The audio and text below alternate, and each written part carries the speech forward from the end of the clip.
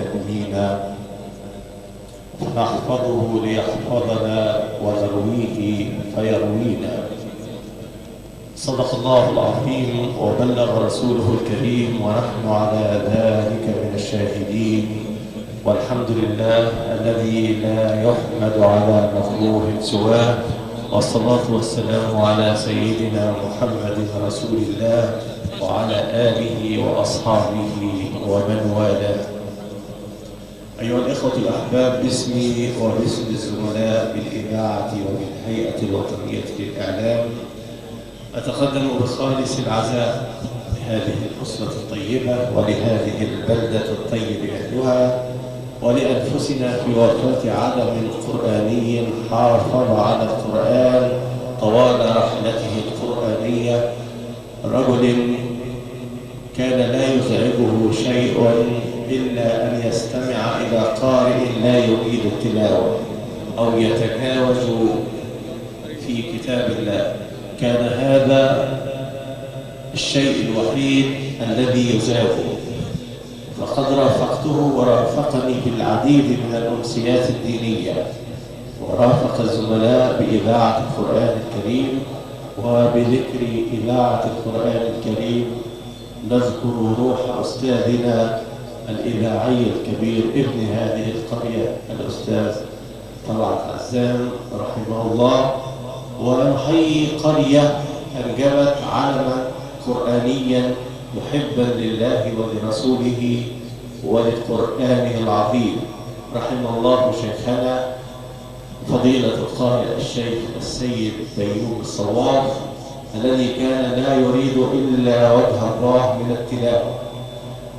كان كلما صحفناه وصحفنا في أمسية دينية لم يكن له مطلبا ماديا، لم يتحدث في أجر، إلى أن وصل به الأمر ذات يوم كنت مسؤولا عن تقديم رئيس وزراء مصر الدكتور أحمد نظيف في إحدى زيارته الأخيرة للمحافظة الغربية وفي قاعة المؤتمرات الكبرى، وسألني مدير المراسم العميد أحمد الشربيني وقال لي: أريد قارئا إذاعيا متميزا وحدثني عما يريد من أجل. فكلمت الشيخ السيد صواف فقال لي: لا أريد إلا وجه الله، رغم أن الاحتفال كان من أجل زيارة رئيس وزراء مصر، وكان كل ما يطلبه مجاب، ومع ذلك رفض أن يتعاطى أجرا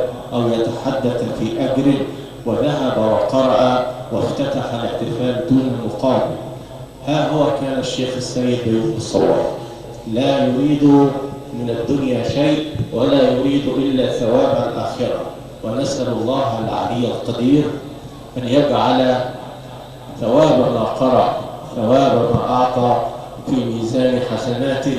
وربما كان هو الأزكى مننا جميعا أنه اختار الشيء الباقي، فهو لا ينفعه الآن إلا ما قدمه من خير ومن حب لله وكتاب الله. وحينما حدثني أخي وصديقي الشيخ محمد جلال يعني حزنت جدا، وحزنت أكثر أنه يعني كان مريضا منذ فترة ولم تمكنه الظروف، ولم أشأ أن أراه وهو مريضا، فأريد أن تظل صورته الأخيرة في قلبي وفي ذهني.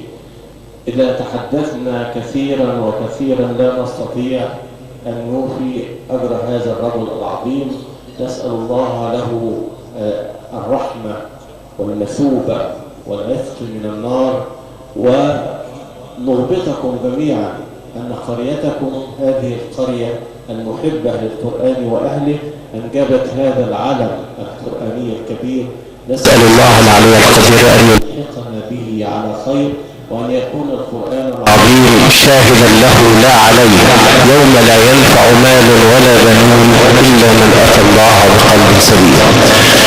أشكركم جميعا ونحييكم ونعزيكم ونعزي أنفسنا باسمي وباسم الإذاعة وباسم الزملاء بالهيئة الوطنية للإعلام، وأيضا باسم مركز الإبداع بجامعة طنطا الذي أشرف به باسم الجامعة وباسمي وباسمكم.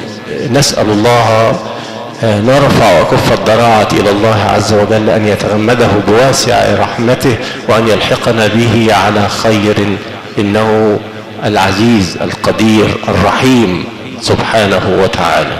شكرا لحضراتكم، وتتوالى القراءات، وأشكر قارئنا العظيم الشيخ العزب سالم الذي ما ذهبت إلى واجب عزاء إلا ووجدته سباقا وسابقا للجميع، فله كل تحية وكل تقدير. والآن مع فضيلة الشيخ محمد غلوش وهذه التلاوة القرآنية المباركة. أعوذ بالله من الشيطان الرجيم.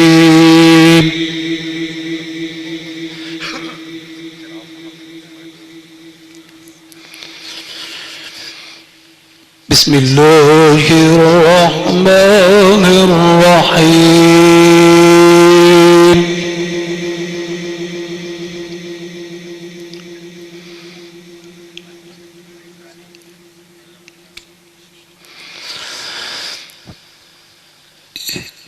إن هذا القرآن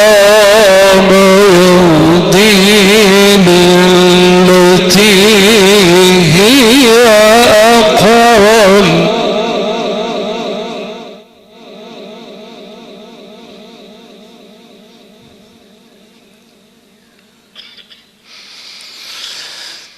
يهدي للتي هي أقوم ويبشر المؤمنين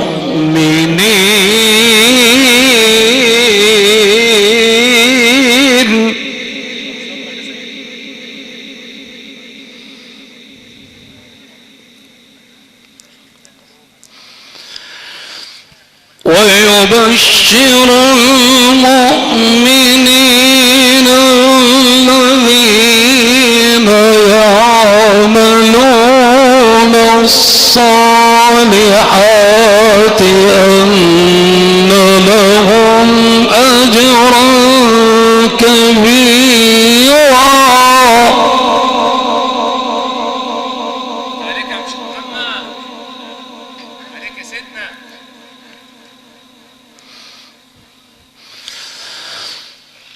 وأن الذين لا يؤمنون بالآخرة أعتدنا لهم عذابا أليما.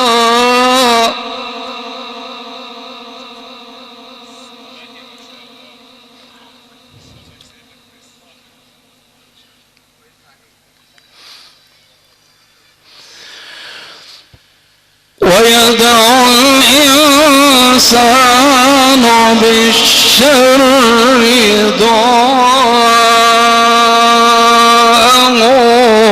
بالخير وكان الإنسان عجولا.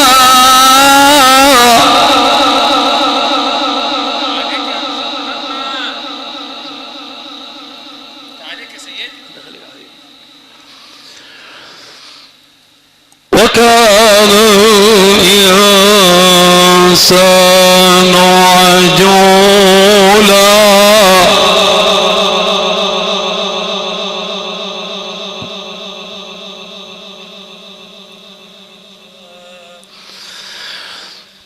ويدعو الإنسان بالشر دعاءه بالخير وكان الإنسان عجولا.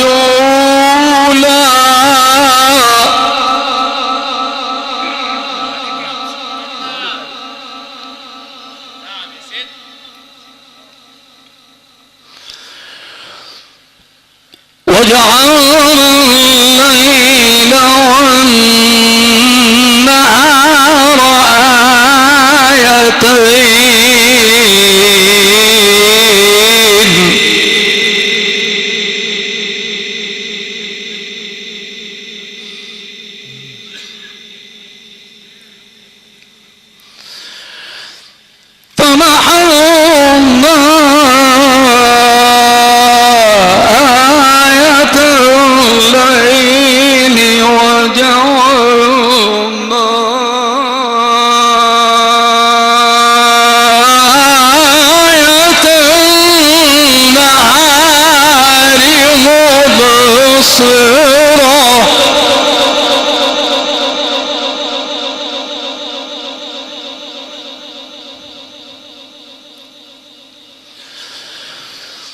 مبصرة لتبتغوا فضلا من ربكم ولتعلموا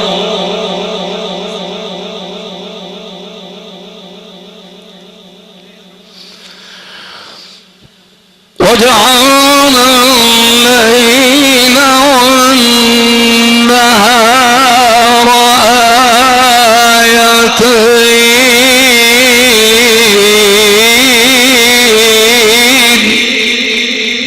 آيتين عليك يا شيخ محمد.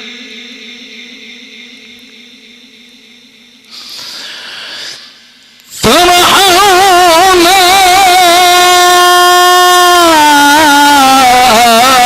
آية الليل وجعلنا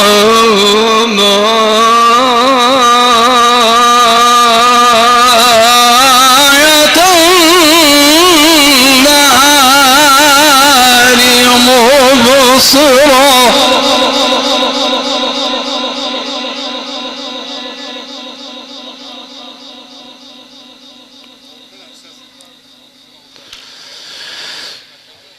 مبصرة لتبتغوا فضلا من ربكم ولتعلموا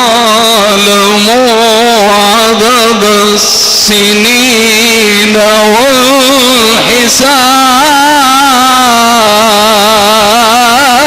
والحساب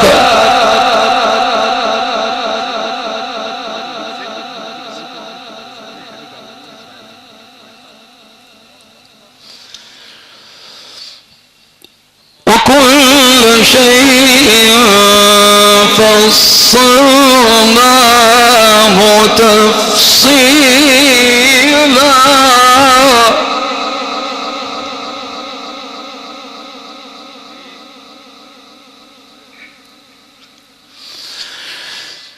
وكل شيء فصلناه تفصيلا وكل إنسان ألزمناه طائره في عنقه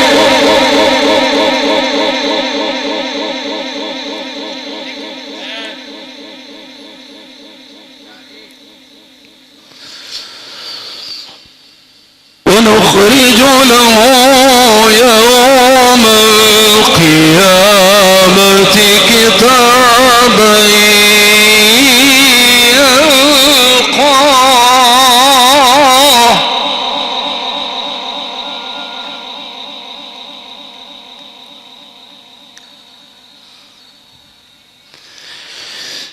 كتابا يلقاه منشورا اقرأ كتابك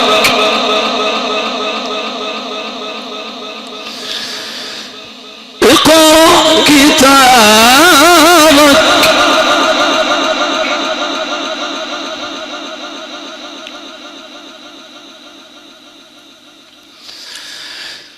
كتابا يلقاه منشورا اقرأ كتابك كفى بنفسك اليوم عليك حسيبا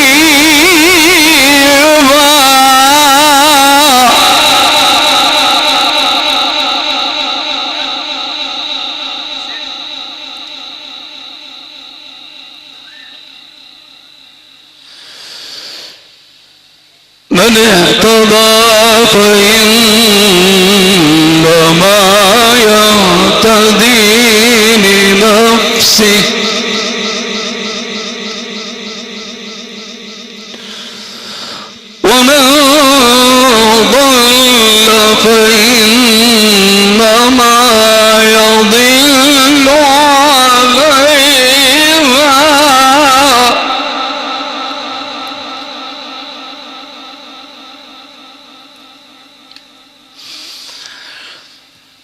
ولا تزر وازرة وزر أخرى وما كنا معذبين حتى نبعث رسولا.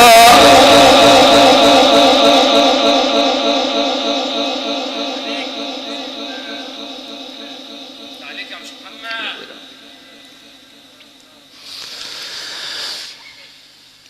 من اهتدى فإنما يهتدي لنفسه ومن ضل فإنما يضل عليها.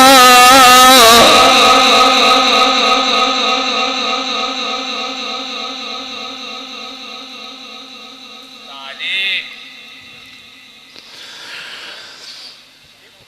ولا تزر وازرة وزر أخرى وما كنا معذبين حتى نبعث رسولا.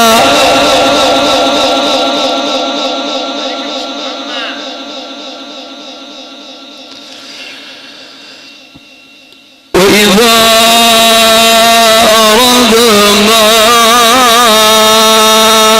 أن نهلك قرية أمرنا متر فيها ففسقوا فيها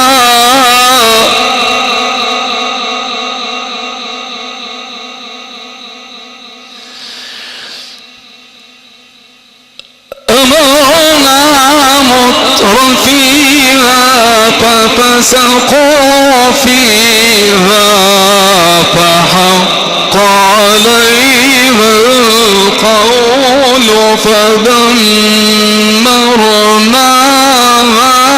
تدميرا.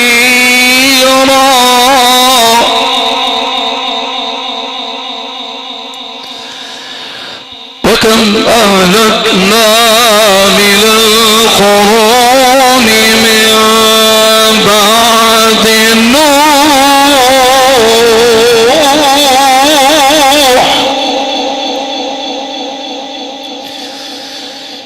وكفى بربك بذنوب عباده خبيرا بصيرا.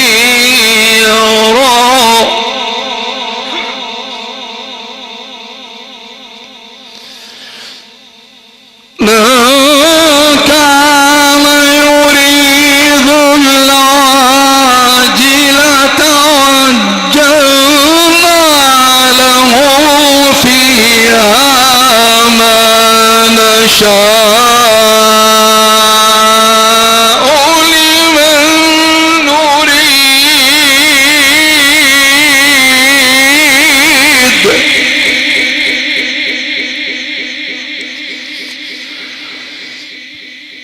عجلنا له فيها ما نشاء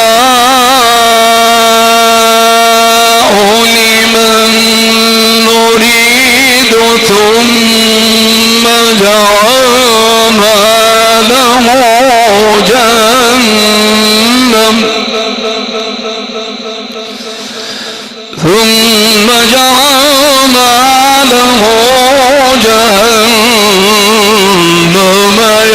يصلاها مذموما مدحورا.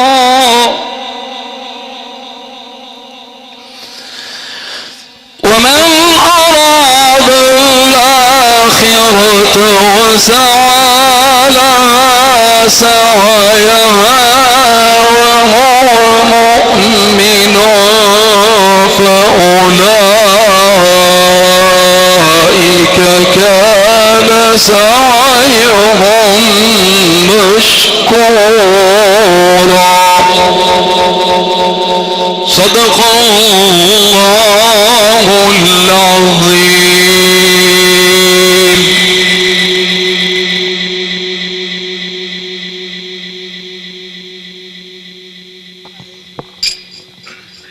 أحسنت يا أبو زكي. صدق الله العظيم وبلغ رسوله الكريم ونحن على ذلك من الشاهدين. هكذا عشنا إخوتنا إخوة الإيمان والإسلام مع آيات قرآنية مباركة تلاها علينا القارئ الشيخ محمد غلوش، ونحن هنا في قرية كفر الحمى نعزي أنفسنا ونعزي أبناء هذه القرية الطيب أهلها في رحيل علم قرآني يمكن أن نسميه أحد حراس عالم التلاوة.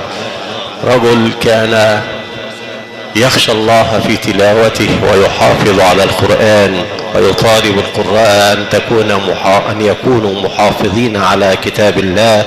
نسأل الله أن يكون هذا في عداد الجهاد في سبيل الله، فهو مجاهد في سبيل الله حفاظا ومحافظة على القرآن الكريم، وهو فضيلة القارئ الشيخ السيد بيوم الصواف. أيها الإخوة، والآن مع هذه التلاوة للقارئ الشيخ محمد أشرف سعيد ورجاء